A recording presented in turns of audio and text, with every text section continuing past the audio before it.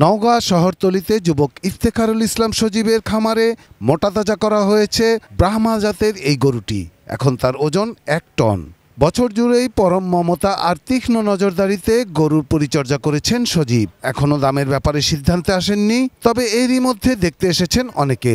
সজীবের খামারে বড় আকারের গরুই বেশি, যার প্রতিটি বিক্রি হবে কয়েক লাখ টাকায়।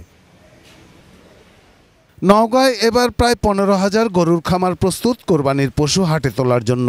খামারে বিদেশি বা শঙ্কর জাতের বড় আকারের গরুই বেশি, তবে কোনো রকম কেমিক্যাল বা স্টেরয়েড ব্যবহার না করে অর্গানিক খাবারেই গরু মোটা তাজা করা হয়েছে, জানালেন খামারিরা।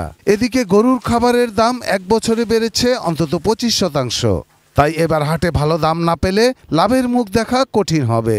সেই সঙ্গে আছে ভারত থেকে অবৈধ পথে গরু ঢোকার শঙ্কা। আমরা গরু বড় করি, 1 টনের উপরে গরু আছে। আমরা ইঞ্জেকশন দেই না, আমরা দেশি খাবার খিলাই। এইবার জন্য গরুর দাম একটু বেশি হওয়ার কথা, না হলে আমরা খামারি মার খেয়ে যাব। যদি ভারত থেকে গরু আমদানি না হয় তাহলে সম্ভবত কিছু লাভবান হওয়া যাবে। জেলা প্রাণী সম্পদ অফিস জানিয়েছে, নওগাঁয় এবার কোরবানির পশুর চাহিদা 3,79,000টি, যার বিপরীতে প্রস্তুত করা হয়েছে 7,28,000-এর বেশি পশু।